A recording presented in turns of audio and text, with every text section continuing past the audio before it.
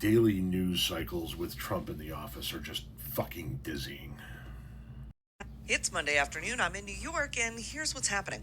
Big news today, sucking up all the air in the room. The report that Donald Trump plans to accept a $400 million airplane from the royal family of Qatar, and that he will use this flying palace as the new Air Force One. Back in 2018, Trump signed an executive order purchasing 2 new Boeing planes that he planned to use as Air Force One, because it is no secret he does not like Air Force One. He doesn't think it's as updated as Trump Force One, and he finds the bed to be uncomfortable. When he purchased those 2 planes for $40 million, Boeing promised that those planes would be ready in 2024. Well, they're not ready. Donald Trump even tried to get Elon Musk to negotiate with Boeing to prioritize the Air Force One projects to get them in operation faster. But when Boeing said the earliest they'd be able to get these planes in operation is 2029, Donald Trump has now decided he wants to accept this flying palace from the family of Qatar. Not only is that against the emoluments clause, but anybody would tell you that is a major national security risk. But V, if it was illegal, wouldn't the Department of Justice and Attorney General Pam Bondi have to tell Trump, hey, that's unconstitutional, illegal, and dangerous?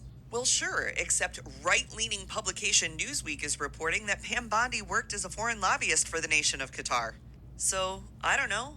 Do you trust her to make good decisions when it comes to what's legal or constitutional as it relates to the interests of Qatar? Do you trust anybody in the Trump administration right now? And like anything to do with the Trump administration, when he floods the zone with stories like this, something so outrageous as accepting a $400 million gift from a foreign royal family, what are they trying to hide? Could it be that a report over the weekend shows that Doge didn't actually save the United States any money while causing massive chaos? And in fact, the Trump administration has spent $166 billion more than the administration did the same time last year? Or maybe it's providing cover for the fact that Trump caved and will now only put a 30% tariff on China, which still means that all products are about to be 30% more expensive. Could it be that last night Republicans released their budget plan that would all but eliminate Medicaid entirely? They're going to be voting on this week.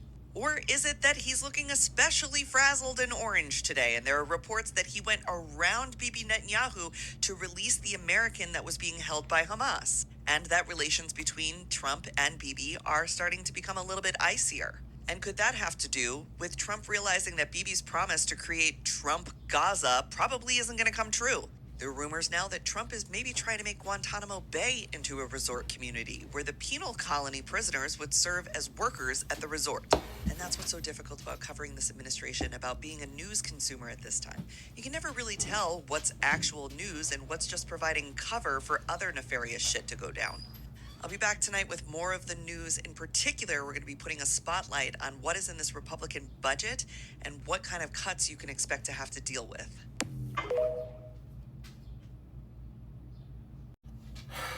What a grotesque human being Donald Trump is. But just to answer the question that V posed, no, I don't trust a motherfucker in Trump's cabinet to do the right thing. Ever. On any subject.